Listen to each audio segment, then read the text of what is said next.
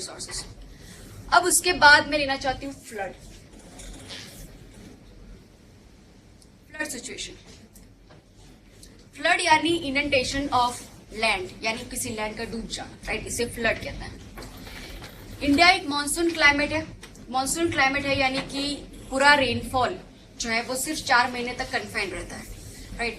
पूरा ईयरली हमारे पूरे साल में बारिश नहीं होती, तो सिर्फ 4 महीने तक कन्फाइंड रहता है। इसकी वजह से ये होता है कि ये अगर 4 महीने में बहुत ही ज्यादा बारिश हो गई तो फ्लड की हमेशा पॉसिबिलिटी रहेगी, राइट। कॉन्सेंट्रेटेड हमारा बारिश है, रिवर्स की नेटवर्क भी बहुत ज्यादा है, तो फ्लड की सिचुएशन हमेशा रहेगी। फ्लड होने के लिए कुछ नेचुरल रीजंस है कि किस किस रीजन से फ्लड जो है वो होता है। अगर हैवी रेनफॉल आ गया, राइट, तो फिर फ्लड आने की सिचुएशन है। क्लाउड ब्रस्ट होना, जो हमने उत्तराखंड के फ्लड के बारे में देखा था कि किसी हिली रीजन में बहुत ही ज्यादा एक साथ अगर वहां पे बारिश आ जाए, क्लाउड ब्रस्ट सिचुएशन कहते हैं, तो वो सिचुएशन अगर हो जाए तो भी फ्लड आ सकता है। या La Nina situation, right, El Nino से रिवर्स सिचुएशन जहां पे इंडिया में बहुत ही ज्यादा बारिश होती है, तो ला नीना सिचुएशन में भी फ्लड आ सकता है। नेचुरल सिचुएशन में एक है बेड ड्रेनेज या तेराई रीजन, राइट, जो पहले से ही सॉइल की ड्रेनेज अच्छी नहीं है, यानी कि वो वाटर को रिटेन नहीं कर पाती, उसे एब्जॉर्ब नहीं कर पाती। ऐसी सॉइल होती है जैसे स्वैम्पी सॉइल है, तराई रीजन की सॉइल है, राइट, यहाँ पे वाटर लॉगिंग होना आम बात है, तो वैसे रीजन में फ्लड आने के चांसेस हैं नेचुरली। और एक रीजन है बेसिन टोपोग्राफी, जो पंजाब हरियाणा में पाई जाती है। बेसिन टोपोग्राफी यानी बेसिन या बॉल टाइप की टोपोग्राफी। यहाँ पे जो बारिश होती है वो ऑब्वियसली वाटर लॉगिंग करेगी, तो इसकी वजह से बेसिन टोपोग्राफी के रीजन में भी बारिश आना नेचुरल है। नैरो रिवर वैली होती है तो भी फ्लड सिचुएशन आ सकती है, जैसे ब्रह्मपुत्र का वॉल्यूम वाटर का अगर हम देखें तो सबसे ज्यादा है इंडिया में, right, largest river of India. लेकिन वो जिस रीजन से पास होती है, राइट, दोनों ही तरफ हिली रीजन है, एक तरफ ईस्टर्न घाट है, दूसरी तरफ पूर्वांचल है, तो बहुत ही नैरो रीजन में पास होती है, पानी बहुत ज्यादा है, तो इसीलिए अगर उसके अपर रीचेस में अगर ज्यादा बारिश होगी तो फिर इंडिया में भी फ्लड आने की सिचुएशन बनती है। उसके बाद है सिल्टेशन, यानी कोसी में जैसे बनता है, कोसी जैसे ही इंडिया में एंटर करती है, प्लेन रीजन में एंटर करती है, बहुत ही ज्यादा सेडिमेंट्स लेकर आती है, और जितनी ज्यादा सेडिमेंट्स वो डिपोजिट करेगी, उसकी जो रिवर वैली की जो डेप्थ है वो बहुत ही शैलो हो जाएगी, राइट। और इसीलिए जब ज्यादा बारिश होगी या ज्यादा वॉल्यूम का पानी आएगा, वो शिफ्टिंग ऑफ कोर्स करेगी, या फिर पानी ओवरफ्लो होगा और बारिश आएगी, फ्लड आएगा, या फिर लैंडस्लाइड आ रहा है। अगर कोई रिवर पास हो रही है और उसके रिवर कोर्स के बीच में अगर बहुत बड़ी लैंडस्लाइड हो जाए, राइट, यानी लैंड गिर जाए, तो उसकी वजह से उसका पूरा ब्लॉक हो जाएगा रिवर क्रॉस, और उसकी वजह से जो भी ऊपर इसमें पानी आता है वो लैंडस्लाइड के रीजन के अराउंड पानी फैल जाएगा और पूरे रीजन को फ्लड कर देगा। तो ये 5th नेचुरल रीजन है कि इससे भी फ्लड सिचुएशन आ सकती है। अब जो रीजंस है वो है एंथ्रोपोजेनिक, यानी human induced reasons of flood. सबसे पहले ग्लोबल वार्मिंग आने की वजह से हमारे हिमालयन के जो ग्लेशियर्स है वो बहुत ही जल्दी और बहुत ही ज्यादा अमाउंट में मेल्ट होते हैं, और वो जितने मेल्ट होंगे उतनी ही उस ग्लेशियर से निकलने वाली रिवर्स और ट्रिब्यूटरीज में उतना ज्यादा पानी आएगा, और इसीलिए हमारे उस हिमालयन रिवर्स में फ्लड आने के चांसेस हैं।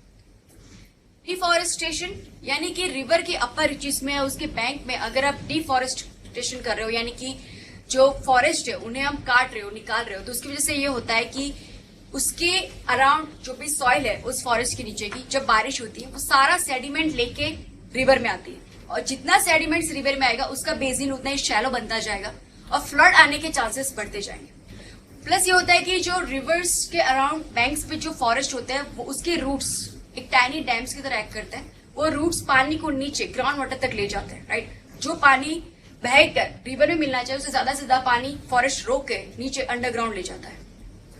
उसके बाद है construction of dam and canal, ये भी रीजन है फ्लड को और वर्सन करने के लिए। हैफेजार्ड, अगर आप अपर रीजन में डैम्स बना रहे हैं या कैनाल इस तरह से कर रहे हैं उसके नेचुरल रिवर को, उसके कोर्स को ब्लॉक कर रहा है, तो उसकी वजह से भी फ्लड आने की सिचुएशन रहती है। जैसे फ्लड गेट ओपन किए जाए, इतने सालों से जो जमा हुए सेडिमेंट्स वो भी नीचे जाएगा और फ्लड और भी खराब आएगा। उसके बाद है पुअर सेटलमेंट मैनेजमेंट, यानी जब सिटीज डेवलप होती है अराउंड रिवर के, मोस्ट ऑफ द इंडिया की जो सिटीज है वो रिवर के अराउंड डेवलप हुई है, राइट। लेकिन जैसे ही इस सिटीज में पॉपुलेशन बढ़ती है, रिवर बैंक के नजदीक से नजदीक लोग रहने आ जाते हैं, राइट, हैबिटेशन इतनी नजदीक हो जाती है। अगर रिवर जो है उसमें फ्लड आना उसकी नेचुरल टेंडेंसी है, राइट, उसमें पानी ज्यादा होगा, वो ओवरफ्लो होगी, लेकिन आप उसके बैंक पे नजदीक में जाके क्यों रह रहे, राइट? उसकी नेचुरल प्रोसेस है ये, flood and drought is a natural process of river. Human उसमें इंटरवेंशन करना है। सबसे पहले तो हैबिटेशन, रिवर के इतने नजदीक डिफॉरेस्टेशन करके हैबिटेशन ही नहीं होनी चाहिए, राइट? तो हैबिटेशन होगी, फिर फ्लड आएगा तो फिर डैमेज होना ही है। तो फॉल्टी हैबिटेशन प्रैक्टिसेस ये भी एक रीजन है हमारे फ्लड सिचुएशन के लिए। फ्लड प्लोन एरियाज, जहां पे सबसे ज्यादा फ्रीक्वेंसी रहती है फ्लड आने की, ऐसे region Ganga Yamuna system, right? मैंने कहा कि हिमालयन ग्लेशियर्स में ऐसे आती है, अगर ग्लोबल वार्मिंग बढ़ रही है, ज्यादा ग्लेशियर मेल्ट हो रहे हैं तो भी यहाँ पे ज्यादा पानी आ सकता है। ज्यादा ईस्टर्न रीजन है, यहाँ पे तो बहुत बारिश भी होती है, तो ज्यादा बारिश होगी। तो Ganga Yamuna system is the highest flood prone system. उसके बाद है ब्रह्मपुत्र, नैरो रिवर वैली है, राइट? और इसकी वजह से यहाँ पे इवन नॉर्थ ईस्ट में भी बहुत ज्यादा बारिश होती है इंडिया की, तो इसलिए ब्रह्मपुत्र में तो बहुत ही फ्रिक्वेंटली फ्लड आते हैं। उसके बाद है उड़ीसा में महानदी रिवर, गोदावरी गोदावरी की ट्रिब्यूटरी वैनगंगा, उसमें फ्लड आते हैं। कृष्णा रिवर की ट्रिब्यूटरी भीमा, उसमें भी फ्लड आते रहते हैं। ये सारी प्लेट्यू रीजन की रिवर्स है, राइट? और उनमें जो फ्लड आते हैं it is because of the high rainfall. तो अगर ज्यादा रेनफॉल आ गया तो वहां पे, और फिर human induce reasons, habitation, dams, deforestation, और इसकी वजह से यहाँ पे भी फ्लड आएगा। फ्लड आने की प्रॉब्लम से होता है कि आईपीसीसी 4th और 5th रिपोर्ट दोनों में ही इंडिया के लिए ये कहा गया है कि जैसे ही हमारी ग्लोबल वार्मिंग होगा, हमारा फ्लड की सिचुएशन और भी ज्यादा फ्रिक्वेंट होती जाएगी, राइट? इतनी ज्यादा ग्लेशियर मेल्ट होंगे और हमारे यहाँ इतनी ज्यादा हैवी रेनफॉल भी बढ़ेगा कि जितनी ज्यादा ग्लोबल वार्मिंग होगी, तिब्बतन प्लेटू या नॉर्दर्न इंडियन उतने ही ज्यादा हीट होंगे, राइट? उतने ही ज्यादा इंटेंस लो प्रेशर सिस्टम बनेगा और उतनी ज्यादा हमारे इंडिया में रेनफॉल भी ज्यादा आएगा। तो इसीलिए फ्लड की सिचुएशन बनने ही वाली है।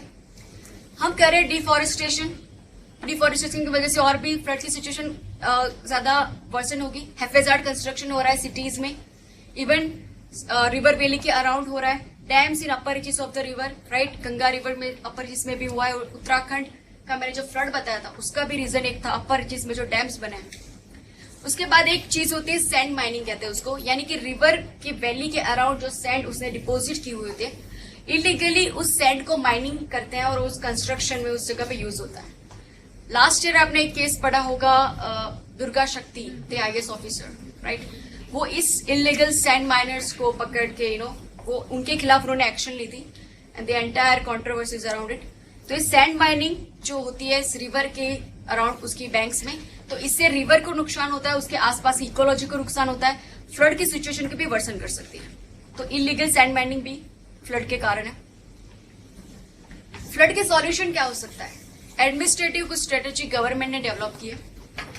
11th प्लान में फूड मैनेजमेंट प्रोग्राम बना था, उसके तहत फ्लड कंट्रोल कमीशन बनाया गया जो इंडिया की 23 रिवर्स को कंट्रोल करने के लिए उसे रूल्स रेगुलेशन, क्या क्या रिस्ट्रिक्शन हैबिटेशन में लाना चाहिए, क्या क्या कहाँ पे एफॉरेस्टेशन करना है, इन सारी स्ट्रेटेजीज इस फ्लड कंट्रोल कमीशन ने डेवलप की थी और रिस्पेक्टिव स्टेट्स जहां पे ये सारी रिवर्स हैं वहां पे ये एडवाइजरी पहुंचाई गई।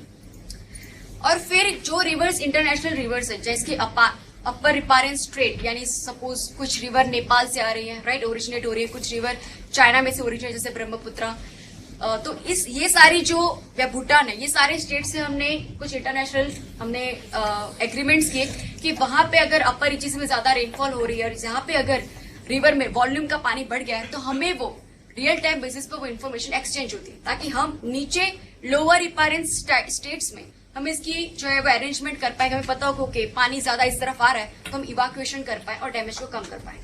तो इस तरीके के इंटरनेशनल एग्रीमेंट्स भी हमने साइन किए हुए हैं। लेकिन इन सभी से भी आगे अगर हम सोचें हमें किस तरह से सस्टेनेबल डेवलपमेंट करना है, सस्टेनेबल मैनेजमेंट ऑफ फ्लड करना है।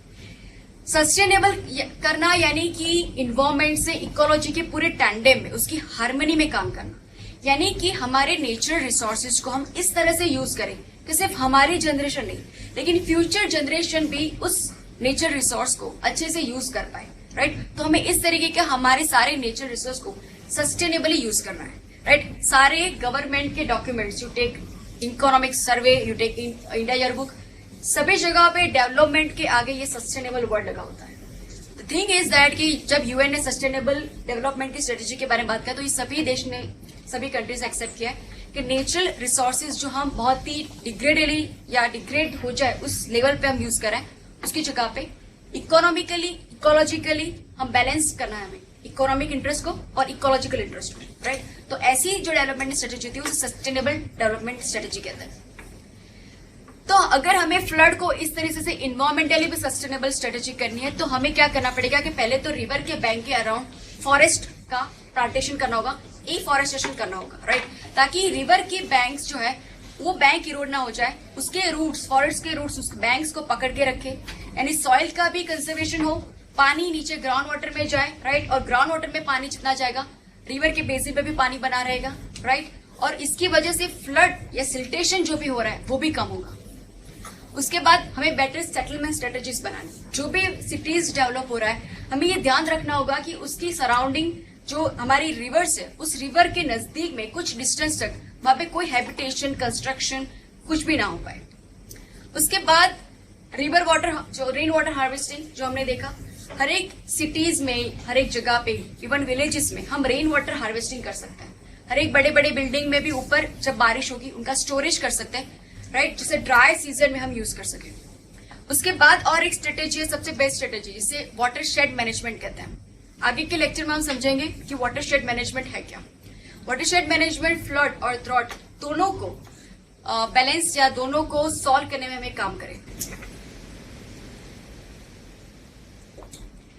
ड्रॉट का मतलब ये है कि जिस एरिया में रेनफॉल कम हो रहा है, 75 सेमी या 60 सेमी से भी बारिश जहाँ पे कम होती है तो वहां पे ड्रॉट होता है, right. Drought prone areas, government ने किस एरिया को ड्रॉट प्रोन तरीके से यानी उस तहत से हमें डिसाइड किया है, जिस एरिया में रेनफॉल की अगर मैं पूरी रेंज निकालूं, राइट, 25 ईयर्स या 40 ईयर्स की मैं पूरी रेंज देखूं और फिर 25% से ज्यादा अगर उस पूरे टाइम पीरियड में वहां पे रेनफॉल के फेल होने के चांसेस होते हैं, राइट, 25% ज्यादा जहां पे रेनफॉल के फेल होने के चांसेस होते हैं, वैसे एरियाज को ड्रॉट प्रोन एरियाज कहा जाता है। ऐसे अगर मैं नेचुरली देखूं तो 3 रीजन बनते हैं। एक है यहाँ पे लद्दाख रीजन हमारा, सेकेंड कच्छ और थार डेजर्ट, और तीसरा हमारा plateau region, rain shadow reason जो है धारवाड़, रायलसीमा, तेलंगाना रीजन। तो नेचुरली ये 3 रीजन ही ऐसे हैं जहां पे ड्रॉट प्रोन हो सकता है, यानी कि रेनफॉल के फेलियर के चांसेस 25% से ज्यादा है। लेकिन हमारा जो ड्रॉट का इश्यू है सिर्फ वाटर स्कैरसिटी तक लिमिट नहीं है, यानी कि वाटर की रिसोर्सेज में जो लिमिटेशन आ रही है, रिस्ट्रिक्शन आ रहा है, या फिर रेनफॉल फेल हो रहा है, राइट, तो सिर्फ वहां पे ड्रॉट की सिचुएशन नहीं बनती है। It quite complex then that. हमारे यहाँ ड्रॉट डेवलपमेंट से रिलेटेड है, यानी कि ड्रॉट आता है तो उसका मतलब ये होता है कि एग्रारियन पॉवर्टी, यानी फार्मर्स की पॉवर्टी आना, ड्रॉट आना यानी कि एग्रारियन पॉवर्टी, उनके इकोनॉमिक डैमेज और उसकी वजह से low human index, human development index, यानी कि उस रीजन में low literacy, high infant maternal mortality, infant mortality, ये सब ज्यादा होता है वहां पे। ड्रॉट हमारे यहाँ ड्रॉट डेवलपमेंट से रिलेटेड है। क्यों? क्योंकि अगर यहाँ पे रेनफॉल फेल हो जाए तो फार्मर के पास और कोई चारा नहीं होता। They are indebted to the landlords, right, money lenders से वो इंडेप्टेड हो जाते हैं। ड्रॉट के लिए अगर हमें इसे रोकना है तो 3 चीजों पे डिपेंडेंट होता है, राइट। जितना हमें ड्रॉट इफेक्ट करेगा उसके लिए 3 चीजों पे डिपेंडेंस है। वो है, एक है इकोनॉमिक स्टेटस ऑफ फार्मर, यानी कि अगर किसी रीजन में रेनफॉल फेल हो रहा है, ड्रॉट आ रहा है, लेकिन उस रीजन के फार्मर्स प्रॉस्परस है, well settled, economically well settled है, तो वहां पे ड्रॉट आएगा तो इतनी ज्यादा कोई प्रॉब्लम नहीं होगी, राइट। इतना अग्रेरियन पॉवर्टी नहीं आएगी, ऐसा कुछ ह्यूमन डेवलपमेंट इंडेक्स में प्रॉब्लम नहीं होगा। दूसरी चीज, अगर किसी रीजन में बारिश कम हुई, फेल हुई, फिर भी अगर वहां पे इरिगेशन फैसिलिटी है, कैनाल्स है, ट्यूबवेल्स है, या फिर इस तरह के रेन वाटर हार्वेस्टिंग सिस्टम है, या ऐसा कुछ भी सेकेंडरी सोर्स है उनके पास, तो फिर भी अगर रेनफॉल फेल होगा तो वहां पे प्रॉब्लम नहीं क्रिएट होगी। उसके बाद तीसरी चीज वो है ऑल्टरनेटिव लाइवलीहुड, यानी कि अगर रेनफॉल फेल हो गया तो उस रीजन के फार्मर के पास कोई और इकोनॉमिक एक्टिविटी है करने के लिए उसी रीजन में, तो फिर भी उससे पॉवर्टी का सामना नहीं करना पड़ेगा, उसे इकोनॉमिक डैमेज नहीं होगी, राइट। तो अगर हमारे इंडिया में ड्रॉट की सिचुएशन को हमें हैंडल करना है, उसे कम करना है, तो हमें इन 3 चीजों पे फोकस करना पड़ेगा, राइट। तो हमें ड्रॉट से फाइट करने के लिए एक तो हमारे एग्रीकल्चर इनकम फार्मर्स की बढ़ानी पड़ेगी, जो ड्रॉट प्रोन एरिया है। हमें वहां पे इरिगेशन फैसिलिटी प्रोवाइड करनी पड़ेगी। हमें उन फार्मर्स को ऑल्टरनेटिव लाइवलीहुड प्रोवाइड करना पड़ेगा। एक और एक कंसेप्ट जिसे रेन फेड एरियाज कहते हैं, ये सिर्फ इंडिया में इस तरह का कंसेप्ट डेवलप हुआ है। रेन फेड एरिया यानी ऐसे एरिया जहां पे एग्रीकल्चर टोटली रेनफॉल पे डिपेंडेड है, वहां पे कोई भी इरिगेशन फैसिलिटी नहीं, ना ही ट्यूबवेल है, ना ही कैनाल्स है, राइट। कोई भी और सोर्स नहीं है पानी का, सिर्फ बारिश के पानी से वहां पे खेती होती है। इस वजह से ये होता है कि जब बारिश हो जाती है उसी सीजन में वो लोग कल्टीवेशन करते हैं, कोई क्रॉप जो है वो कल्टीवेट करते हैं। जब ड्राई सीजन आती है तभी लैंड को फैलो कर देते हैं, यानी कि लैंड को ऐसा ही खुला सूखा छोड़ देते हैं, कोई भी क्रॉप नहीं लेते हैं, इसे लैंड फैलोइंग कहते हैं। जब मॉनसून सीजन में सिर्फ 1 ही 2 क्रॉप्स पे लेना है और उसी पे वो पूरी तरह डिपेंडेड है, अगर वो मॉनसून पे फेल हो जाएगा तो एग्रीकल्चर पॉवर्टी आ जाएगी, राइट। मनी लैंडर्स का इश्यू, फिर पॉवर्टी अगर आ जाएगी, यानी कि आप देखिए कि पूरे ईयर में ये सिर्फ 1 से 2 बार ये कल्टीवेट करते हैं सिर्फ मॉनसून सीजन में, तो उनका प्रोडक्शन कितना कम होगा, राइट। उनके पास डिस्पोजेबल इनकम कितनी कम होगी, उनकी प्रोडक्टिविटी भी बहुत कम है क्योंकि पूरे साल में सिर्फ 1-2 क्रॉप्स ले रहे हैं। तो लो productivity, right, high poverty, subsidence farming, 1-2 ही क्रॉप्स पूरे साल में ले रहे हैं, तो उसमें से कुछ ग्रेन्स वो कल्टीवेट करें जो खुद के कंजप्शन के लिए रखेंगे ड्राई सीजन में कंजप्शन के लिए। तो यहाँ पे फार्मिंग में सब्सिडेंस टाइप की फार्मिंग होती है। हमारे इंडिया की ये आयरनी है कि हमारा जो नेट सोन एरिया है, नेट सोन एरिया यानी कि जिस एरिया में हमारे टोटल इंडिया का जो एरिया है उसमें से जितना एरिया एग्रीकल्चर फील्ड है, जहां पे एग्रीकल्चर की जाती है, उस एरिया को नेट सोन एरिया कहते हैं। उस नेट सोन एरिया का 55% एरिया इस तरीके का रेन फेड एरिया है, यानी कि हमारे एग्रीकल्चर फील्ड के 55% हमारा एग्रीकल्चर फील्ड सिर्फ रेनफॉल पे टोटली डिपेंडेड है। तो अगर हम इस तरीके का एरिया को मैं कंबाइन करूं, राइट, क्योंकि ये सारे एरिया जो सिर्फ रेनफॉल पे डिपेंडेड है, वहां पे अगर रेनफॉल 25% से ज्यादा, इससे भी कम अगर फ्रीक्वेंसी में भी रेनफॉल फेल होता है तो भी वही सारे ड्रॉट की प्रॉब्लम वहां पे स्टार्ट होती है, राइट। तो ड्रॉट प्रोन एरिया में मैं उस रेन फेड एरिया को भी इंक्लूड करूंगी, तब हमारी जो लिस्ट बनेगी वो बनेगी हमारी full list of drought prone areas. First rain shadow region, वो तो हमने देखा ही, धारवाड़ है, रायलसीमा रीजन, महाराष्ट्र का विदर्भा रीजन, ये देखा हमने कि ये रीजन वैसे भी यहाँ पे रेन शेडो रीजन है, बारिश कम आती है, प्लस यहाँ पे प्लेटू रीजन है, राइट। रिवर्स जो है वो डीप उनकी वैली है, इरिगेशन डिफिकल्ट होता है, प्लस प्लेटू रीजन में हमने देखा कि ग्राउंड वाटर में भी काफी लिमिटेशंस है। तो ये एक रीजन बनेगा हमारा rain shadow region of western Ghat. दूसरा रीजन है यहाँ पे अरवली और विंध्याचल के बीच में Malwa region, right, Malwa, Bundelkhand, Mewar region, हमने जहाँ पे चंबल के वेटलैंड्स देखे थे, राइट। तो ये बुंदेलखंड, मेवाड़, ये सारा रीजन भी हम रेन फेड एग्रीकल्चर में या फिर ड्रॉट प्रोन एरिया में हम इसे इंक्लूड करेंगे।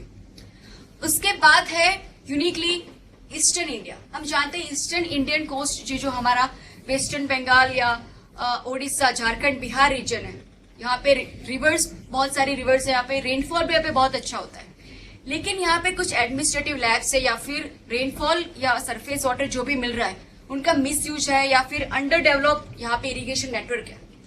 यहाँ पे इरिगेशन नेटवर्क अच्छे से डेवलप नहीं है, उसकी वजह से इस रीजन में जो एग्रीकल्चर होता है वो रेन फेड एग्रीकल्चर है, यानी मानसून सीजन में वो लोग क्रॉप्स लेते हैं, उसके अलावा ड्राई सीजन में वो क्रॉप्स नहीं ले पाते और इसीलिए पानी नहीं होता है और इसीलिए यहाँ पे पॉवर्टी बनी रहती है, राइट, क्योंकि उनकी प्रोडक्शन बहुत कम होगी, प्रोडक्टिविटी कम होगी। तो ये रीजन बारिश ज्यादा है, फिर भी ये ड्रॉट प्रोन एरिया में आएगा because of rain fed agriculture.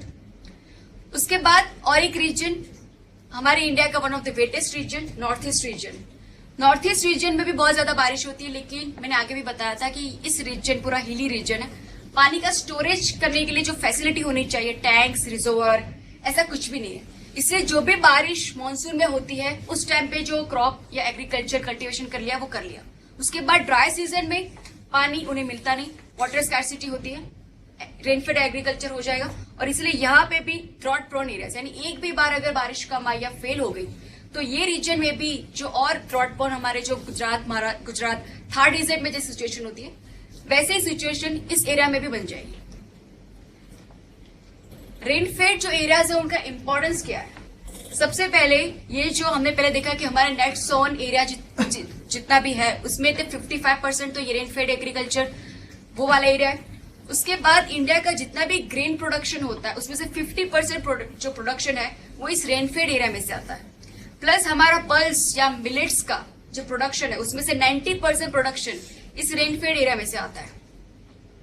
कुछ कैश क्रॉप है, इंडस्ट्रियल क्रॉप्स है, कैश क्रॉप यानी जो कॉटन, शुगर केन, टोबैको, इस टाइप के जो कैश क्रॉप होते हैं वो सारे भी एक्सक्लूसिवली इस स्टेट या इस रीजन में से आते हैं।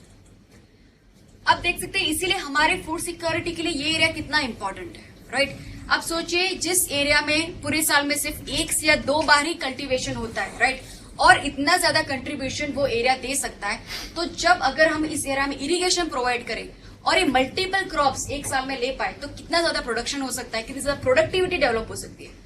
और जैसे ही फ्यूचर होगा हमारी पॉपुलेशन बढ़ेगी और उस हिसाब से हमारा प्रोडक्शन भी बढ़ाना है, तो इसीलिए हमें इस रेनफेड एरिया में इरिगेशन की फैसिलिटी डेवलप करनी पड़ेगी, राइट? जो एरिया ऑलरेडी हमारा 45% जो ऑलरेडी इरिगेटेड है, राइट, वहां पे हमें कॉन्सेंट्रेट करना पड़ेगा उनकी प्रोडक्टिविटी इंक्रीज करने में, राइट? यानी कि एक ही एरिया में जितना प्रोडक्शन होता है उससे ज्यादा प्रोडक्शन हमें करवाना है। इंडिया का जो प्रोडक्टिविटी अगर हम एग्रीकल्चर में भी देखेंगे कि वन ऑफ द लोएस्ट है हर एक क्रॉप्स में, हमारे प्रोडक्टिविटी होने के बहुत ज्यादा पोटेंशियल है। तो हमें एग्रीकल्चर में जो चीज कॉन्सेंट्रेट करनी है वो हमारी प्रोडक्टिविटी को इंक्रीज करना, और रेनफेड एरिया में भी हमें एरीगेशन फैसिलिटी को डेवलप करके हमें हमारी प्रोडक्टिविटी, एग्रीकल्चर प्रोडक्टिविटी बढ़ाना है। उसके बाद ये जो एरिया है वहां पे हमारी जो लाइफ स्टॉक पॉपुलेशन है, life stock population in India is one of the highest in the world, उसमें से 60% लाइफ स्टॉक पॉपुलेशन इस रेनफेड एरिया में आती है, राइट? तो इसीलिए अगर मैं इस एरिया में इरिगेशन फैसिलिटी डेवलप करूं तो ज्यादा फोडर का कल्टीवेशन होगा, ज्यादा फोडर होंगे तो ज्यादा लाइफ स्टॉक में मिल्क प्रोडक्शन होगा, राइट? और इसीलिए यहाँ पे मीट प्रोडक्शन या डेयरी प्रोडक्शन, पोल्ट्री, इन सभी का डेवलपमेंट होने के बहुत ही ज्यादा पोटेंशियल है। लेकिन इस एरिया की प्रॉब्लम्स क्या है? पहले तो यहाँ के एरिया में जो भी फार्मर्स है मोस्टली दे कैश क्रॉप या इस तरीके के क्रॉप्स जो है वो यहाँ पे उगाते हैं, जैसे कॉटन है, ग्राउंडनट है, टोबैको है। कैश क्रॉप यानी कि ऐसे क्रॉप्स जिसको आप खा नहीं सकते, राइट? तो इसकी वजह से ये होता है कि जब ये क्रॉप्स अगर फेल हो जाए तो ये होता है कि उनके पास खाने के भी कुछ नहीं बचता, और इसीलिए यहाँ पे माल न्यूट्रिशन और हंगर सिचुएशन क्रिएट होती है। ये चीज मैं आपको कॉटन के लिए बताना चाहती हूँ। आपने विदर्भा रीजन में देखा होगा कॉटन फार्मर्स की जो सुसाइड हो रही है, राइट? कॉटन बहुत ही फ्रेगाइल और सेंसिटिव क्रॉप है। अगर कॉटन सक्सेसफुली अगर जो है वो कल्टीवेट हो गया तो बहुत अच्छा सा पैसा मिलता है, लेकिन उसके इनपुट पे भी बहुत ज्यादा पैसा लगता है क्योंकि उसके रूट्स को ही पानी ज्यादा मिलते रहना चाहिए। अगर उसके ऊपर कॉटन बॉल अगर बन गया और फिर बारिश हुई तो पूरा क्रॉप डैमेज हो जाएगा। इसके अलावा कॉटन क्रॉप्स में डिसीज बहुत जल्दी हो जाता है, जिसे कॉटन बुलवर्म टाइप की डिसीज कहते हैं। तो अगर डिसीज में ज्यादा हो जाएगी तो पूरा क्रॉप फेलियर हो जाएगा। अब देख सकते हैं ये सारे एरिया में, रेनफेड एरिया के जो फार्मर्स होते हैं वो ऑलरेडी पुअर होते हैं, इकोनॉमिकली इतने वेल सेटल नहीं होते, तो उन्हें जब भी कॉटन करना होता है ये वो आशा के साथ करते हैं कि मुझे बहुत अच्छा रिन्यूमरेशन मिलेगा, लोन लेके वो कॉटन का कल्टीवेशन करते हैं। लेकिन इस डिसीजेस की वजह से अगर पूरा कॉटन का क्रॉप उनका फेल जाता है, दे बिकम इंडेप्टेड, राइट? और इसीलिए उनको सुसाइड करने की सिचुएशन आती है। तो कैश क्रॉप जो है वो ज्यादा पैसे देते हैं, लेकिन इन सिचुएशंस के कारण जो है उनकी प्रॉब्लम्स भी क्रिएट होती है। इसलिए इस एरिया में हमारा जो ह्यूमन डेवलपमेंट होता है वो भी कम रहता है। रेनफेड एरिया की ये भी प्रॉब्लम है कि ज्यादातर ये रीजन अरिड या सेमी अरिड रीजन है। तेलंगाना, रायलसीमा, विदर्भा रीजन की बात आप कर ले, मालवा रीजन, ये सारे रीजन अरिड या सेमी अरिड है जहाँ पे 75 या 75 सेमी से कम बारिश होती है। तो यहाँ पे क्या होगा कि इरिगेशन फैसिलिटी नहीं है तो ड्राई सीजन में लैंड फैलोइंग होगी, लैंड को ऐसे ही खुला विदाउट कल्टीवेशन छोड़ देंगे। तो इससे क्या होता है कि पूरे जो इरोजन के एजेंट उस पर अच्छे से वर्क करेंगे। खुला एक लैंड होती है तो विंड इरोजन उसमें होता रहेगा, तो जो लैंड है वो डिग्रेड होती रहेगी, उसकी फर्टिलिटी कम होती रहेगी, क्योंकि उसके जो टॉप सॉइल है वो धीरे धीरे जो विंड है वो उसे अलग करती जाएगी। पेनिनसुलर रीजन में भी मैंने बताया कि वहां पे कैनाल इरिगेशन करना डिफिकल्ट है। जो तेलंगाना, विदर्भा, ये सारे रीजन है, वहां पे अगर हमें इरिगेशन डेवलप करना है तो मुझे कैनाल्स के थ्रू शायद मैं दे पाऊं, राइट? जैसे हमने देखा था रिवर लिंकिंग प्रोजेक्ट। लेकिन कैनाल जो यहाँ पे इस पेनिनसुलर रीजन में डेवलप करना डिफिकल्ट है, क्योंकि पेनिनसुलर हार्ड रॉक से बने हुए हैं। वहां पे डिगिंग करना, इतनी बड़ी बड़ी कैनाल बनाना वो भी डिफिकल्ट है। प्लस पेनिनसुलर रीजन में ग्राउंड वाटर में भी लिमिटेशंस है। तो इसीलिए इस रेनफेड एरिया जो पेनिनसुलर इंडिया में लोकेटेड है, उन्हें कुछ अलग तरीके से हमें इरिगेशन प्रोवाइड करना पड़ेगा। उसके अलावा रेनफेड एरिया के जो प्रॉब्लम्स हैं, हमारी इंडिया की BPL population, below poverty line population की 40% पॉपुलेशन इन रेनफेड एरियाज में रहती है, राइट। उनमें से सबसे ज्यादा जो है वो है हमारे landless labourers, right.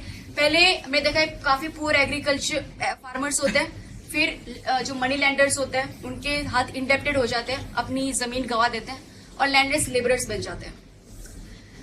Rainfed areas को अगर हम, यानी इस एरिया को हम अच्छी सी एग्रीकल्चर इरिगेशन प्रोवाइड करें, उन्हें लाइवलीहुड प्रोवाइड करें, तो इस एरिया को अगर हम डेवलप करें तो हमारी पॉवर्टी बहुत हद तक कम हो सकती है, राइट। क्योंकि 40% पॉवर्टी इस रीजन में कॉन्सेंट्रेटेड है। तो अगर इस रीजन को अगर हम डेवलप करें, उन्हें और ज्यादा इक्विप करें, तो हमारी पॉवर्टी बहुत ही ज्यादा कम हो सकती है। ड्रॉट आती है तो क्या क्या उसके इम्प्लीकेशंस होते हैं। लैंड अबंडिंग, अगर ड्रॉट आती है, बारिश नहीं होती, तो जो फार्मर्स होते हैं उसे लैंड फैलो कर देते हैं, उसे अबंडन कर देते हैं, राइट। और इसकी वजह से वहां पे विंड की वजह से या पानी की वजह से पूरी जो सॉइल है वो इरोड होती रहती है, उसकी फर्टिलिटी लूज हो जाती है। उसकी अगर ड्रॉट आ रहा है, इरिगेशन फैसिलिटी नहीं है, तो फूड प्रोडक्शन कम हो जाएगा, राइट। और फूड प्रोडक्शन कम होगा तो फूड ग्रेन की शॉर्टेजेस आएगी, इन्फ्लेशन बढ़ेगा, ये सारे प्रॉब्लम स्टार्ट हो जाएंगे। प्रोडक्टिविटी हमारी बहुत ही ज्यादा कम हो जाएगी। ऑलरेडी जो हमारी प्रोडक्टिविटी कम चल रही है, पूरे साल में एक ही या दो क्रॉप्स हो रहे थे, अब एक भी क्रॉप्स नहीं होगा तो प्रोडक्टिविटी बहुत ही ज्यादा कम हो जाएगी। पॉवर्टी, ऑब्वियसली हमारे यहाँ ड्रॉट, जो रेनफेड एरियाज है वहां पे ड्रॉट आना यानी पॉवर्टी का आना, राइट। जितने भी उन्होंने जो सेविंग हो सारी उस सीजन में खत्म हो जाती है। तो सॉल्यूशन क्या हो सकता है ड्रॉट सिचुएशन का? एक तो इरिगेशन फैसिलिटी को हम एक्सपैंड करें, जैसे भी टाइप्स का इरिगेशन हो हम दे सके, उस टाइप की इरिगेशन वहां पे हम दें। ग्राउंड वाटर को हम बचा के रखें। वाटर क्राइसिस सिचुएशन या बहुत एक्सट्रीम ड्रॉट सिचुएशन होती है, उसी समय हम ग्राउंड वाटर को बचा के रखें। ऐसा नहीं कि हम समर सीजन हो, कोई भी सीजन हो, ग्राउंड वाटर से हम पानी निकालते रहे और फिर जब ड्रॉट सिचुएशन आ जाए, राइट, सब कुछ सूख जाए, तब ग्राउंड वाटर भी सूख चुका हो। तो इसीलिए ग्राउंड वाटर को हमें इस क्राइसिस सिचुएशन के लिए बचा के रखना चाहिए। रेन वाटर हार्वेस्टिंग करनी चाहिए, राइट। जितना भी रेन वाटर जितने भी मौसम में जितना भी आता है, उस सभी पानी की बूंदों को हम कंजर्व करें ताकि ड्राई सीजन में हम इसे यूज कर पाए। बड़े बड़े कैनाल्स और डैम्स की जगह पे छोटे छोटे चेक डैम्स बनाने चाहिए और हमें करना चाहिए वाटर शेड मैनेजमेंट। दो हमने ट्रिक बताई ड्रॉट के फाइट करने की, रेन वाटर हार्वेस्टिंग। इस तरह के रूफटॉप हम टैंक्स क्रिएट कर सकते हैं, पाइप क्रिएट कर सकते हैं, जिससे जितना भी रेन वाटर का जो पानी है उसे हम स्टोर करेंगे और हमें ड्राई सीजन में उसको यूज कर पाएंगे। उसके अलावा छोटे छोटे चेक डैम, जितनी छोटी छोटी रिवर्स पास हो रही है हर एक गांव में, इस तरह के छोटे छोटे चेक डैम्स बना के उनकी जरूरत के हिसाब से पानी थोड़ा सा स्टोर कर सकते हैं और फिर पानी बढ़ सकता है। ये जो चेक डैम्स होते हैं वो इकोलॉजिकली ज्यादा जो है कम ये डैमेज करते हैं compare to dams and canals, right. बड़े बड़े डैम्स, मल्टीपर्पज डैम्स पूरी रिवर को उसको ब्लॉक कर देते हैं, उसके नेचुरल रिकोर्स को। छोटे छोटे चेक डैम्स जो होते हैं वो सबसे कम इकोलॉजिकली जो है वो डैमेज करते हैं। अब मैं ये कंसेप्ट के बारे में समझाना चाहती हूँ, वो है वाटर शेड डेवलपमेंट। ये फ्लड के लिए भी जरूरी है, ये ड्रॉट के लिए भी जरूरी है और गवर्नमेंट से सबसे ज्यादा आज एडवाइस दे रही है, राइट, इस मैनेजमेंट को अपनाने के लिए, एग्रीकल्चर के लिए। ये सबसे सस्टेनेबल वे है, यानी इकोलॉजी और हमारे इकोनॉमिक इंटरेस्ट दोनों को बैलेंस करके आगे बढ़ती है और इस तरह से हम हमारे नेचुरल रिसोर्स को हम यूज कर रहे हैं इन सस्टेनेबल वे, राइट, कि आज हमारी जनरेशन और फ्यूचर जनरेशन उसे यूज कर पाए। वाटरशेड मैनेजमेंट करने के लिए हमें सिस्टम्स अप्रोच या इंटीग्रेटेड अप्रोच यूज करना पड़ेगा। यानी कि अगर मुझे किसी रिवर के वाटर को कंजर्व करना है तो सिर्फ उस रिवर के चैनल को या उसके वाटर के बारे में नहीं सोचूंगी, लेकिन उस रिवर में वाटर कंट्रीब्यूट करने वाली सारी ट्रिब्यूटरीज, राइट, उसके सराउंडिंग सारे फॉरेस्ट, उसकी सारी इकोलॉजी, मैं उनके बारे में सोचूंगी, उनको भी मैं कंजर्व करूंगी, राइट। तब मैं उसके रिवर के मेन पानी को भी कंजर्व कर पाऊंगी। इसीलिए रिवर को कंजर्व करने के या किसी भी नेचुरल रिसोर्स को कंजर्व करने के लिए उसके साथ जुड़े हुए, उससे रिलेटेड, उससे एसोसिएटेड सारे कंपोनेंट्स को भी मुझे मेंटेन करना पड़ेगा, राइट। तो इस तरह के मैनेजमेंट को वाटरशेड मैनेजमेंट कहते हैं या सिस्टम अप्रोच कहते हैं। इस तरह के एक सिस्टम में ह्यूमन इंटरवेंशन बहुत ही कम होता है, जो डैमेजिंग ह्यूमन इंटरवेंशन होता है वो कम हो रहता है। पहले तो हम चलते हैं ये वाटरशेड वर्ड जो है उसका मीनिंग क्या है। जो भी मेन रिवर पास होती है उसके ओरिजिन से लेके उसका डेल्टा और उसके सारे ट्रिब्यूटरीज का ओरिजिन और जहां पे वो मर्ज होती है वो सारे एरिया को उस रिवर का वाटरशेड कहते हैं, राइट। उस पूरे कैचमेंट एरिया रिवर का उसका खुद का उसके ओरिजिन टू डेल्टा और सारे ट्रिब्यूटरीज का ओरिजिन टू मर्ज, सारे एरिया को वाटरशेड कहते हैं।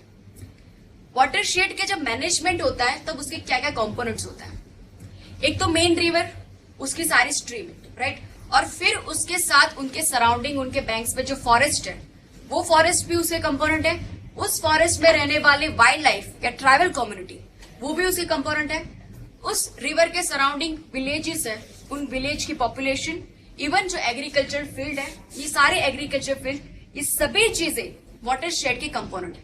यानी कि मुझे पानी का कंजर्वेशन करना है, अगर पानी को हमें अच्छे से रिसोर्स को डेवलप करना है तो मुझे इन सभी कंपोनेंट्स को ध्यान में रखना पड़ेगा।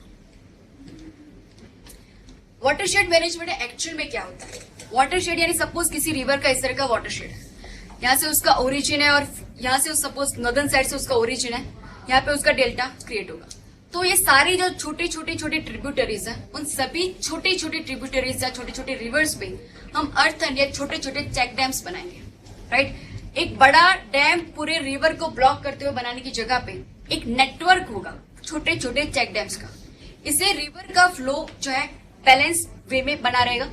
थोड़ा सा ही पानी जहाँ पे जो जितने रिवर जितनी पॉपुलेशन है उनके रिक्वायरमेंट के हिसाब से थोड़ा सा पानी ब्लॉक होगा, फिर से पानी यहाँ पे दिया जाएगा। यानी उसकी जो मेन मिनिमम वॉल्यूम पानी का इस रिवर का होना चाहिए वो उसके ओरिजिन से लेकर उसके डेल्टा तक बना रहेगा, राइट। इससे कोई ब्लॉकेज नहीं होगा, स्टोरेज और मेंटेनेंस, राइट, सस्टेनेबल वे में हम इसको डेवलप कर पाएंगे।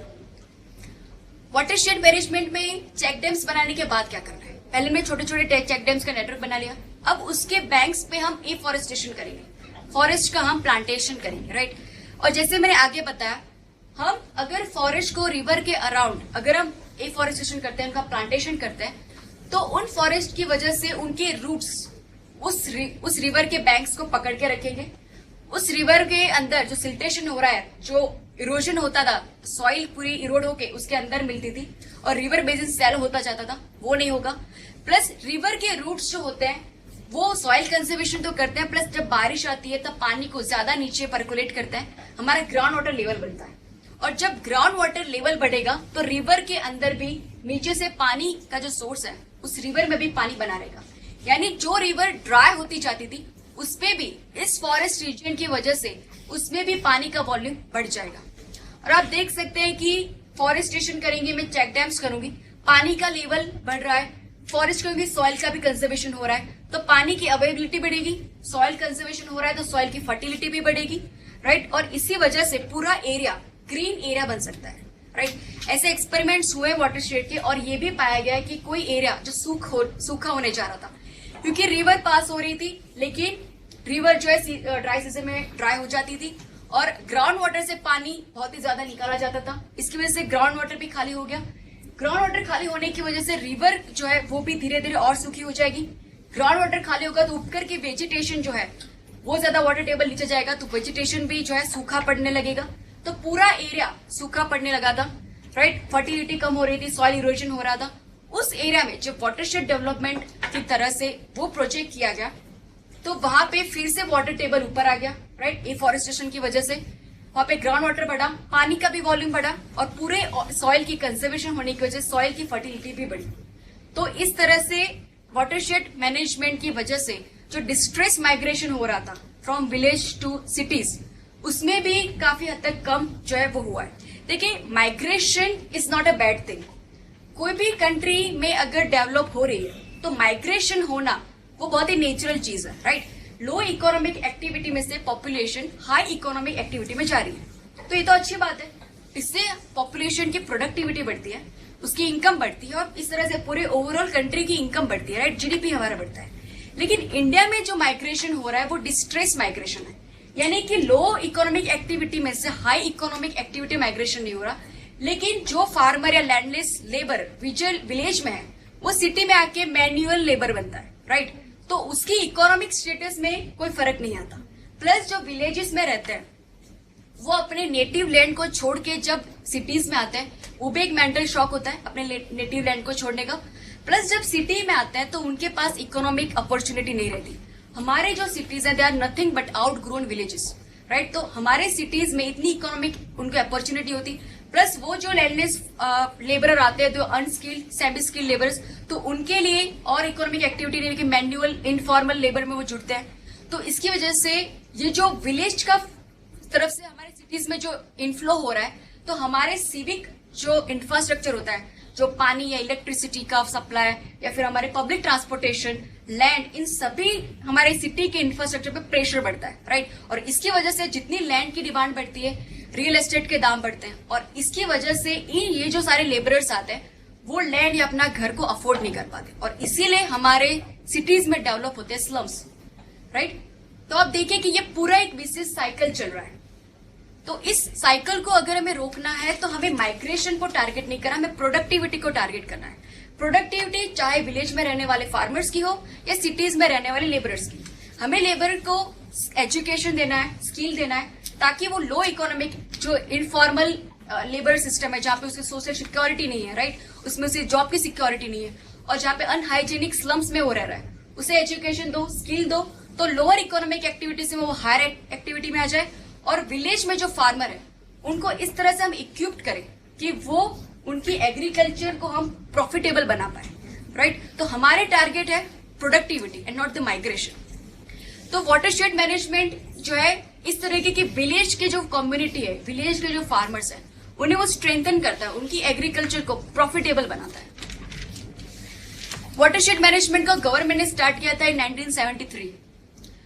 2009 और 10 के बीच में उसको रिवाइज किया गया। उस दौरान जो और प्रोग्राम्स चल रहे थे, जैसे कि drought prone area programme, desert development programme और इंटीग्रेटेड वाटरशेड डेवलपमेंट प्रोग्राम, इन तीनों को मर्ज करके इंटीग्रेटेड वाटरशेड मैनेजमेंट प्रोग्राम बनाया गया। उस प्रोग्राम के तहत सेंट्रल गवर्नमेंट ये सारी विलेज कम्युनिटी होती है, उनको अलग अलग तरह से ट्रेनिंग देती है, राइट, इंस्टीट्यूशनल और कैपेसिटी बिल्डिंग के असिस्टेंट्स देती है। कुछ सक्सेसफुल एग्जाम्पल्स, एक है अरावली प्रोजेक्ट इन राजस्थान, जो किया था लीड, जिसने ये प्रोग्राम को लीड किया था वो था Rajendra Singh. Rajendra Singh is the water man of India. वो तरुण भारत संघ एनजीओ को चलाते हैं। उसके बाद रालेगांव सिंधी इन Maharashtra under Anna Hazare. Watershed management को अगर आपको अच्छे से समझना है, देखिए हर एक रीजन की अपनी वाटर स्कैर्सिटी के रीजंस अलग होते हैं, और उस वाटर की अवेलेबिलिटी के रीजंस भी हर जगह अलग अलग होते हैं। तो इसलिए वाटरशेड मैनेजमेंट कस्टमाइज तरीके से हर एक छोटे छोटे रीजन में अप्लाई किया जाता है, राइट। तो हर एक रीजन में कंपोनेंट्स या उनके जो पूरा डेवलपमेंट है वो अलग अलग होगा। तो आपको उसे और अच्छे से समझना है तो योजना जो हमारी मैगजीन है उसमें वाटरशेड के इश्यूज आते हैं, तो आप वो इश्यू पकड़िए, और वहां पे सारी रियल टाइम केस स्टडीज वहां पे दी गई होती है। कुछ केस स्टडीज को आप पढ़िए तो आपके दिमाग में पूरा वाटरशेड मैनेजमेंट दिमाग में आ जाएगा कि किस तरह से ये वाटरशेड मैनेजमेंट अप्लाई किया गया, क्या प्रॉब्लम थी पहले, क्या किया गया और फिर क्या बदलाव आया, राइट। तो वाटरशेड मैनेजमेंट ज्यादा समझने के लिए आप योजना पढ़ सकते हैं। लेकिन वाटरशेड मैनेजमेंट को सक्सेसफुल होने के लिए सबसे इंपॉर्टेंट है पीपल्स पार्टिसिपेशन, राइट। गांव के सभी लोग इकट्ठा होकर चेक डैम्स बनाएंगे, सभी इकट्ठा होकर अगर इफॉरेस्टेशन करेंगे, तभी पूरा वाटरशेड मैनेजमेंट जो है वो सक्सेस हो सकेगा। कुछ एक दो लोग मिलकर चेक डैम्स नहीं बना सकते, ना ही इफॉरेस्टेशन कर सकते हैं। तो पूरे गांव की, पूरे कम्युनिटी की यूनिटी होना जरूरी है। पंचायती राज सिस्टम उसका स्ट्रेंथन होना, उसका स्ट्रांग होना जरूरी है, राइट। ये पूरी एक डिसेंट्रलाइज सिस्टम है, नॉट द सेंट्रलाइज सिस्टम जो डैम या कैनाल्स में सेंट्रल गवर्नमेंट है, जो स्टेट गवर्नमेंट है वो हैंडल करती है। ये डिसेंट्रलाइज सिस्टम है जो गांव की पंचायत उसे हैंडल कर पाती है या उसे कंट्रोल कर सकती है। लोकल पीपल का इन्वॉल्वमेंट बहुत जरूरी है। लाइक लोकल जितना पार्टिसिपेशन उतना सक्सेसफुल होगा ही, उतनी ज्यादा वाटर अवेलेबिलिटी बढ़ेगी, उतनी ज्यादा सॉइल फर्टिलिटी बढ़ेगी, ज्यादा इनकम उन पूरे एरिया में बढ़ेगी, राइट। ये पूरा जो वाटरशेड है मैंने पहले ही बताया, इकोलॉजी और इकोनॉमिक इंटरेस्ट दोनों को बैलेंस करता है। इकोलॉजी के साथ पूरा टैंडेम इन हार्मनी में चलता है। वाटरशेड मैनेजमेंट, पानी की अवेलेबिलिटी बढ़ेगी, मल्टीपल जब पानी की अवेलेबिलिटी बढ़ेगी तो multiple crop in a year ले सकेंगे। एक ही साल में जब ड्राई सीजन थी उस टाइम पे भी वो जो है वो खेती कर पाएंगे, उस टाइम पे कल्टीवेट कर पाएंगे। रेन वाटर हार्वेस्टिंग भी साथ में करेंगे, राइट। उससे उनकी इनकम बढ़ेगी, इनकम बढ़ेगी तो वो ज्यादा से ज्यादा इनपुट अपने एग्रीकल्चर में लगा पाएंगे, राइट। ज्यादा अच्छे फर्टिलाइजर, ज्यादा अच्छे सीड्स, राइट, मैकेनाइज्ड तरीके से वो कर पाएंगे खेती, और उसकी वजह से इस एग्रीकल्चर की हमारी प्रोडक्टिविटी भी बढ़ेगी, राइट। जितने एरिया में जितना प्रोडक्शन होता है उससे ज्यादा प्रोडक्शन अब होने लगेगा। अगर एरिया पूरा ग्रीन होगा, वाटर अवेलेबिलिटी बढ़ेगी, सॉइल अच्छी होगी तो इतनी ज्यादा फोडर की अवेलेबिलिटी बढ़ेगी। जितना फोडर होगा उतना ही अच्छा मिल्क का भी प्रोडक्शन होगा। डेयरी डेवलपमेंट भी यहाँ पे डेवलप कर सकते हैं। इसके अलावा मीट, पोल्ट्री, इस तरह की इकोनॉमिक एक्टिविटी भी यहाँ पे डेवलप हो सकेगी।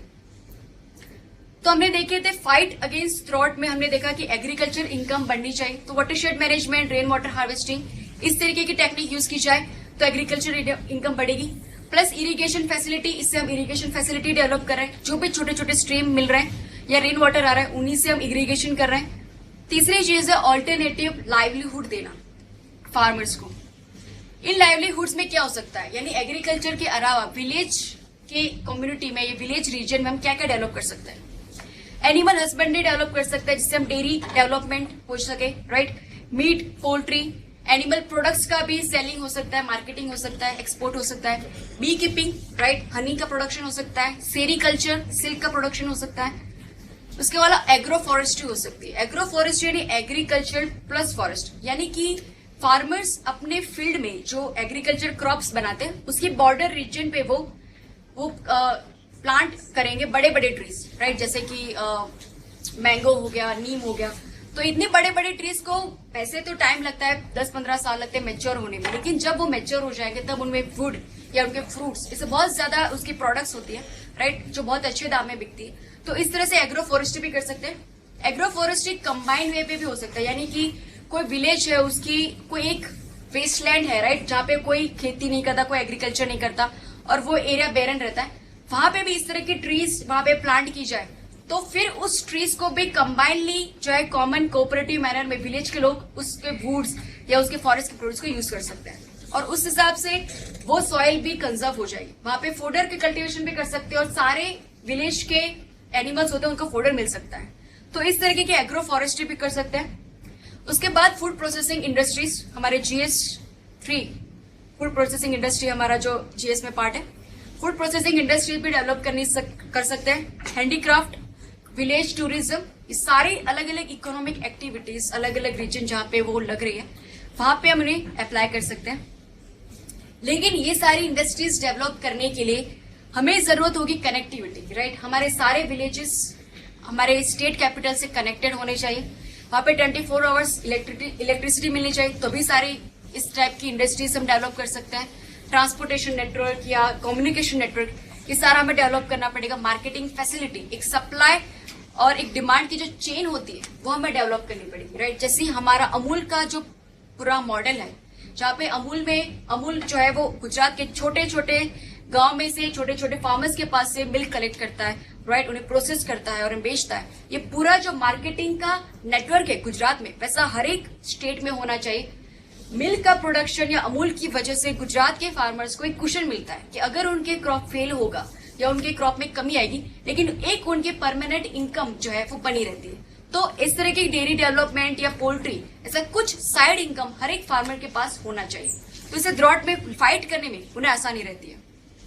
उसके अलावा फॉर्मल बैंकिंग से उनका कनेक्शन, राइट, क्रॉप फेल होता है फिर उन्हें मनी लैंडर्स के पास जो वो जाते हैं और उनको लोन लेते हैं, तो हमेशा एक बिजनेस साइकिल में फंस जाते हैं। इसकी जगह पे हमें फॉर्मल बैंकिंग से कनेक्ट करना पड़ेगा हमारे सारे फार्मर्स को। क्रॉप इंश्योरेंस की फैसिलिटी देनी पड़ेगी, यानी कि अगर क्रॉप फेल हो जाए तो इंश्योरेंस की जो लिया होता है उससे उन्हें पैसे मिल जाए। तो क्रॉप फेल या ड्रॉट की सिचुएशन में जो गारंट हमारी जो पॉवर्टी है वो सिचुएशन हल हो सकती है अगर क्रॉप इंश्योरेंस फैसिलिटी हमारे सारे फार्मर्स के पास हो। तो इस तरह से एग्रीकल्चर इनकम हमने देख ली कैसे बढ़ सकती है। इरिगेशन फैसिलिटी अलग अलग तरीके से, जो पेनिनसुलर इंडिया हमने देखा वहां पे कैनल बनाना डिफिकल्ट है, वहां पे अंडरग्राउंड वाटर में भी प्रॉब्लम है, तो वहां पे इस तरह की रेन वाटर हार्वेस्टिंग कर सकते हैं, वाटरशेड मैनेजमेंट कर सकते हैं, राइट, और अलग अलग तरीके की इस तरह की इरिगेशन फैसिलिटी डेवलप कर सकता है।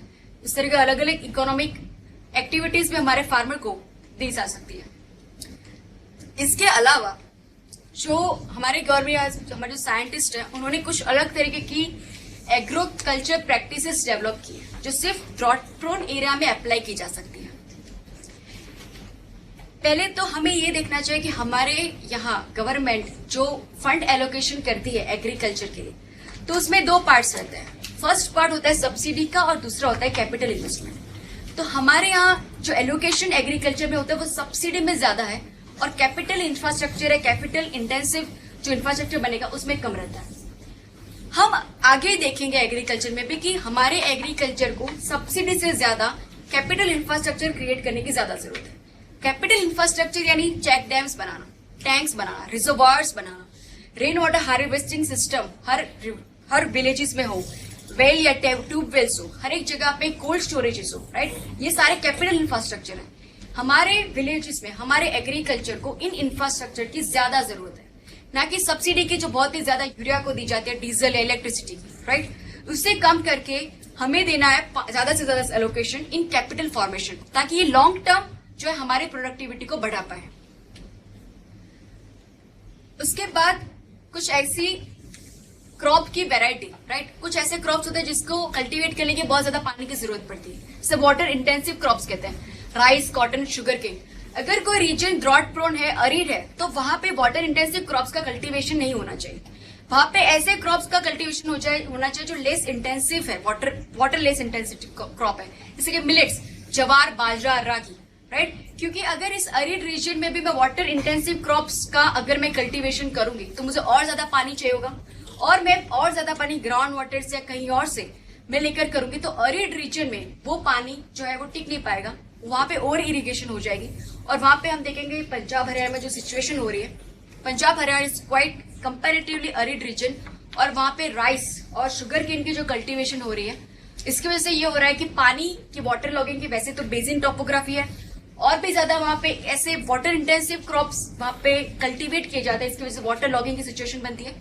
और सॉइल सैलिनिटी यानी कि पानी ऊपर जमा रहता है, राइट। और अरिड सिचुएशन में वहां पे सॉइल के अंदर के पानी का भी इवोपरेशन होता है और सॉइल के टॉप लेयर में सॉल्ट्स जमा हो जाते हैं और सॉइल पूरी की पूरी सलाइन हो जाती है, राइट। तो ऐसी सिचुएशन बनती है। तो अरिड रीजन में वाटर इंटेंसिव क्रॉप्स जो है वो कल्टीवेट नहीं करने चाहिए, less water intensive crops cultivate करने चाहिए। उसके अलावा कुछ और टेक्निक्स भी हैं जिससे पानी कम से कम यूज हो, ऐसी इरिगेशन फैसिलिटी जैसे ड्रिप इरिगेशन। यहाँ पे आप देख सकते हैं कि छोटे छोटे पाइप से क्रॉप्स को कनेक्ट करना, और पानी जो है वो सिर्फ क्रॉप्स के रूट में ड्रॉप बाय ड्रॉप वहां पे पहुंचाया जाता है कंटिन्यूस बेस पे, लेकिन ड्रॉप बाय ड्रॉप। इसकी वजह से पानी जो है बहुत ही कम मात्रा में यहाँ पे इरिगेशन में यूज होता है और प्रोडक्शन ऑलमोस्ट सेम रहता है। जो नॉर्मल कंडीशन में पानी दिया जाता है और इस कंडीशन में प्रोडक्शन सेम रहता है, लेकिन पानी का यूज बहुत कम होता है। इसके अलावा और एक टेक्निक है जो स्प्रिंकलर्स कहते हैं। आपने कई गार्डन्स में देखा होगा, स्प्रिंकलर्स घूमते हैं और पानी का जो है वहां पे स्प्रे करते हैं, तो उसमें भी पानी जो है बहुत ही ज्यादा कंजर्व होता है, कम पानी में अच्छा प्रोडक्शन होता है। उसके बाद इंडिया में एक्चुअली इरिगेशन फैसिलिटी 100% कभी डेवलप नहीं कर पाएंगे, कि कुछ रीजन इतने इंटीरियर, कुछ रीजन इतने हिली रीजन में जो है डिफिकल्ट रीजन में, कि हमें सारे एग्रीकल्चर फील्ड को 100% कभी कवर नहीं कर पाएंगे। तो ऐसे रीजन में हमें जैसे लोकलाइज इरिगेशन सिस्टम बोली, जैसे रेन वाटर हार्वेस्टिंग, और उस तरह की अपनी कस्टमाइज इरिगेशन सिस्टम डेवलप करनी पड़ेगी। या फिर उस वहां पे रहने वाले एग्रीकल्चरिस्ट या फार्मर्स को रिस्क डाइवर्सिफिकेशन करना पड़ेगा और लाइवलीहुड देने पड़ेंगे हमें। एग्रोसिल्वी पेस्टोरल सिस्टम यानी एनिमल हस्बेंड्री करनी पड़ेगी। ये जो फूड है वो एग्रो फॉरेस्ट्री का है, यानी कि क्रॉप्स बीच में जो है वो बोए जाते हैं, उसके सराउंडिंग एरिया में मैं ट्रीज का प्लांटेशन करूंगी, ताकि मुझे इस एरिया में से मतलब क्रॉप्स में से तो मुझे पैसा मिलेगा, प्लस अगर ड्राई सीजन में मैं क्रॉप तो जो है अगर कल्टीवेट ना कर पाई तो इन ट्रीज में से भी जो भी मुझे प्रोडक्शन मिलेगा तो उससे से भी मेरी इनकम बढ़ती रहेगी। और जो जहां पे भी ट्रीज होते हैं वो उसका रूट्स बहुत ही नीचे तक होता है, तो वो भी सॉइल के इरोजन को रोक पाते हैं। तो यहाँ पे दो फील्ड के बीच में जगह छोड़ने की बजाय ट्रीज का प्लांटेशन करना चाहिए। और एक टेक्निक है ड्रॉट। पहले तो हमें जहाँ पे ज्यादा आते हैं ड्रॉट प्रोन रीजन से, वहां पे कुछ अलग तरीके के सीड्स डेवलप किए, जिसे ड्रॉट रेजिस्टेंस सीड्स कहते हैं, यानी कि वो जल्दी से जो है पानी कम होता है तो वो डिस्ट्रॉय नहीं होते। तो पहले तो ऐसी ड्रॉट रेजिस्टेंस वैरायटी को यूज करना चाहिए, उन्हें और भी ज्यादा डेवलप करना चाहिए। उसके बाद है सॉइल मॉइस्चर को कंजर्व करने की एक टेक्निक, जिसे मल्चिंग कहते हैं। आप देख सकते हैं पूरे सॉइल को इस तरह से ग्रासेस से कवर किया जाता है, राइट। क्रॉप्स अगर कल्टीवेट किया तो भी पूरी ग्रास से मैं उस रीजन को कवर कर दूंगी। उसकी वजह से ये होता है कि जो भी इवापोरेशन हो रहा है वो कम हो जाएगा और सॉइल के अंदर मॉइस्चर जो है वो मेंटेन होता रहेगा। अगर मैं क्रॉप को कल्टीवेट कर रही हूँ फिर भी मैं उसके अराउंड इस तरह के ग्रासेस जो है वो रख दूंगी, सॉइल को कवर करते रखूंगी। यानी जो अरिड रीजन है जहाँ पे इवापोरेशन बहुत होता है और सॉल्ट जो कैपिलरी एक्शन से सॉल्ट ऊपर आते हैं, सलाइन एंट्री होती है, वैसे भी उस सॉइल में जो कम वहां पे मॉइस्चर है वो मॉइस्चर वहां पे बनी रहेगी और इसलिए मुझे कम पानी का यूज करना पड़ेगा इरिगेशन के लिए, तो ज्यादा से ज्यादा पानी इस सॉइल के अंदर उस मॉइस्चर में मेंटेन होता रहेगा। तो ऐसी टेक्निक को मल्चिंग कहते हैं। उसके अलावा प्री मानसून प्लाउइंग या सॉइल ड्रेसिंग कर सकते हैं। जनरली ये होता है कि मानसून रीजन में हमारे जब पहली बारिश होती है तब फार्मर्स प्लॉइंग करते हैं, सीड्स वहां पे डालते हैं और सेकंड बारिश जब आती है तब उन सीड्स का जर्मिनेट होता है और कल्टीवेशन स्टार्ट होता है। लेकिन जब ड्रॉट प्रोन एरियाज होते हैं जहां पे पहली बारिश आने के बाद ऐसी चांसेस बहुत है कि दूसरी बारिश आए ही नहीं या बहुत टाइम के बाद आए, तो ऐसे रीजन में प्री मानसून प्लाउइंग करनी चाहिए। यानी कि जब प्रिडिक्शन हो जाए कि अब बारिश आने वाली है उससे पहले प्लाउइंग कर दो, सीड्स डाल दो, ताकि पहली बारिश जब आए उसी टाइम से उस सीड्स का कल्टीवेशन स्टार्ट हो जाए, राइट। उसके बाद है डीप ड्रिलिंग ऑफ सीड्स या फर्टिलाइजर। जो ड्रॉट प्रोन रीजन होता है वहां पे सॉइल इरोजन या सीड्स के फेलियर होने का चांसेस होता है, राइट। पानी वहां पे जैसे ही फेल हो जाएगा, पानी नहीं मिलेगा, तो अगर सीड्स बोए हैं तो वो फेल हो जाएगा, डिस्ट्रॉय हो जाएगा। इसके जगह पे हम ये कर सकते हैं कि ड्रिल करके सीड्स को थोड़े से डेप्थ में हम उसको बोए, राइट, ड्रिलिंग करके। इवन फर्टिलाइजर को इस तरह से डीप में सीड्स के साथ जो है वो ड्रिलिंग किया जाता है। इसकी वजह से होता है कि जितनी डीप में होगी और ज्यादा थोड़ी मॉइस्ट सॉइल होगी और इस तरह से अगर ड्रॉट भी आएगा, फेलियर अगर रेनफॉल का होगा, फिर भी ये डीप ड्रिलिंग की वजह से वो जो नीचे का अंदर जो सीड है वो डिस्ट्रॉय नहीं, राइट। तो एक और ये टेक्निक है deep drilling of seeds and fertiliser कर सकते हैं। क्रॉप रोटेशन, वैसे क्रॉप रोटेशन हर एक एग्रीकल्चर प्रैक्टिस के एडवाइस दी जाती है। क्रॉप रोटेशन यानी कि कोई एक ही क्रॉप को बार बार मत कल्टीवेट करो, उसे रोटेट करते रहो, या डिफरेंट क्रॉप्स को आप रोटेट करते रहो। पहले ग्रेन लो, फिर पल्सिस लो, फिर मिलेट लो, फिर वेजिटेबल्स। तो इस तरह से क्या होता है कि अगर एक ही क्रॉप को मैं बार बार वहां पे कल्टीवेट करूंगी तो जो क्रॉप जिसको जो न्यूट्रिएंट चाहिए वो बार बार उसी न्यूट्रिएंट को सॉइल में से लेता रहेगा और फिर वो सॉइल कुछ उस न्यूट्रिएंट के लिए उसमें जो लैक हो जाएगी वो उसमें कम हो जाएगा। इसलिए ऐसे पल्स और ग्रेन का कॉम्बिनेशन होना चाहिए कि जब ग्रेन आए तब जो न्यूट्रिएंट का जो यूज हो, पल्सिस क्या करते हैं नाइट्रोजन और देते हैं, तो पल्सिस अगर मैं यूज करूं तो फिर और नाइट्रोजन उस सॉइल में बन जाएगा। फिर मैं ग्रेन यूज करूंगी तो ग्रेन नाइट्रोजन को एक्सट्रैक्ट करेगा। तो इस तरह से क्रॉप की रोटेशन जितनी होती है तो सॉइल की फर्टिलिटी बनी रहती है। तो क्रॉप रोटेशन भी इस तरह से सभी रीजन में करना चाहिए, स्पेशली ड्रॉट प्रोन रीजन में।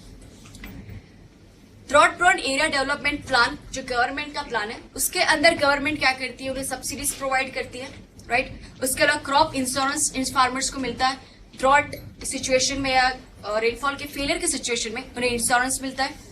उसके अलावा उनके ड्रॉट सिचुएशन में या जब क्रॉप फेलियर होता है तब उनको डायरेक्ट ट्रांसफर दिया जाता है या पीडीएस सिस्टम से उनसे ग्रेन प्रोवाइड की जाती है हंगर और माल न्यूट्रिशन सिचुएशन को हैंडल करने के लिए। गारंटीड एम्प्लॉयमेंट यानी कोई और ऑल्टरनेट, जैसे एमजी नरेगा है हमारा, उस तरह से ऑल्टरनेटिव लाइवलीहुड इस विलेज रीजन में प्रोवाइड की जाती है। रूरल एसेट का डेवलपमेंट यानी चेक डैम्स बनाना, वेल, ट्यूबवेल या रेन वाटर हार्वेस्टिंग सिस्टम, ये सारे टाइप की कैपिटल फॉर्मेशन या कैपिटल एसेट का फॉर्मेशन किया जाता है, राइट। तो हमने आज देखा flood prone areas, problems and solution, drought prone areas देखिए और एक कंसेप्ट देखा रेनफेड एरियाज, राइट। और दोनों में हमने सॉल्यूशन देखे कैसे हम ड्रॉट को फाइट कर सकते हैं, उसे कैसे सॉल्यूशन हो सकते हैं।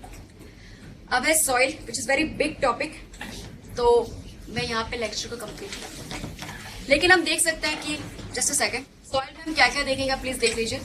सॉइल में कैसे सॉइल फॉर्मेशन होती है, सॉइल फॉर्मेशन, सॉइल की प्रोफाइल इस फॉर्मेशन के बाद कैसे बनती है, सॉइल का इरोजन होना यानी क्या, और इरोजन होने के बाद हम कंजर्व कैसे कर सकते हैं, सॉइल का सैलिनेशन कैसे होता है और उसको हम कैसे फाइट कर सकते हैं, डेजर्टिफिकेशन वो क्या चीज है उसे हम कैसे रोक सकते हैं, सॉइल्स ऑफ इंडिया, इंडिया में कितने टाइप की सॉइल है और उनके पास क्या क्या न्यूट्रिएंट्स हैं, और फिर हम देखेंगे land use pattern of India, India में लैंड की किस किस रीजन में या किस किस फील्ड में किस तरह से यूजेज होता है, राइट। तो सारा पोर्शन हम नेक्स्ट लेक्चर में थैंक यू।